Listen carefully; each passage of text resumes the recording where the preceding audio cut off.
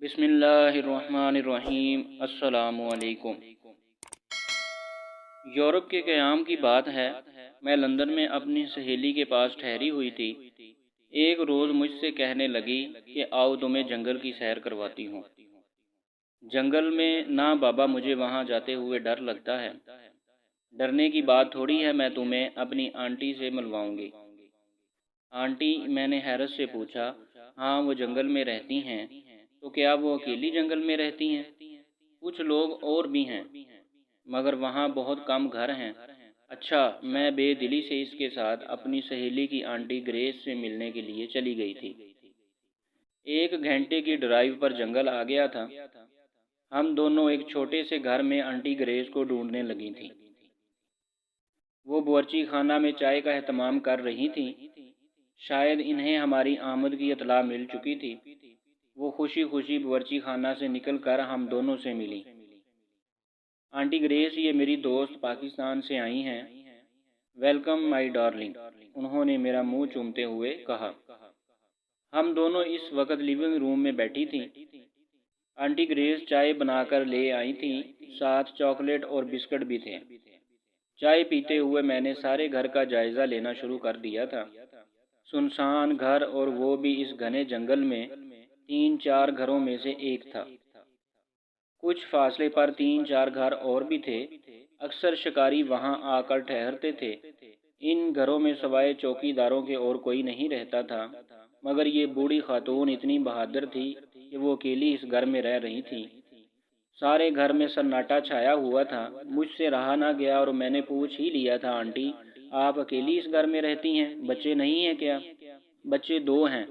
اچھا، تو کدھر ہیں؟ ان کی شادیاں ہو چکی ہیں، اپنے اپنے گھروں میں مصروف ہیں، کبھی کبھار آ جاتے ہیں۔ میں اس وقت بہت خوف زدہ ہو رہی تھی تو ان سے پوچھ بیٹھی، آنٹی آپ کو اکیلے گھر میں ڈر نہیں لگتا؟ میرا مطلب یہ ہے کہ شہر میں گھر ہوتا تو اکیلے رہنے میں کوئی قباحت نہیں تھی، مگر یوں اکیلے رہنا تو بہت ہی مشکل ہے۔ میں اکیلی تو نہیں رہتی ہوں، بہت سے لوگ میرے ساتھ رہتے ہیں۔ چائے پینے کے بعد وہ ہمیں برآمدے میں لے گئی تھی۔ کمرے سے ایک سیٹی اٹھا لائی تھی اور سیٹی کو بجانا شروع کر دیا تھا۔ ابھی چند ہی لمحے گزرے ہوں گے تو بہت سارے پرندے آن کر ان کے کندھوں پر بیٹھ گئے۔ رنگا رنگ کے خوبصورت پرندے تھے۔ وہ مسکرائیں اور بتانے لگی، یہ میرے ساتھی ہیں، میرے ساتھ کھانا کھاتے ہیں، میں ان سے باتیں کرتی ہوں۔ دیکھا، ڈھیر سارے بچے ہیں۔ وہ ایک پرندے کے منہ کو چومتے ہوئے بتا رہی تھی۔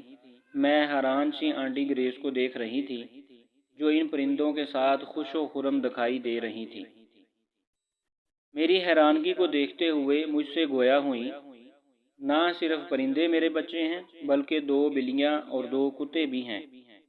میں پریشان ہو گئی تھی، پوچھ ہی نہ سکی تھی۔ اس گھنے جنگل میں اکیلے رہنا، اور وہ بھی بوڑھی خاتون کا، یہ بات میرے لیے بہت ہی حیران کن تھی۔ صرف پرندوں کو اپنی اولاد بنایا ہوا تھا۔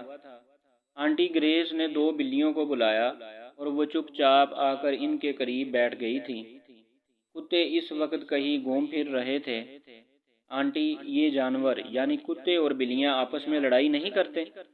میری بات کا جواب دیتے ہوئے بتانے لگی، پہل تو ان کی لڑائیاں ہوتی تھیں، مگر میں نے ان کی تربیت کرنے میں بڑی محنت صرف کی ہے۔ اب اتنے مہذب اور منظم ہو گئے ہیں کہ جوں ہی لڑنے کی کوشش کرتے ہیں تو میرا اشارہ پاتے ہی خاموشی سے اپنی اپنی جگہوں پر بیٹھ جاتے ہیں۔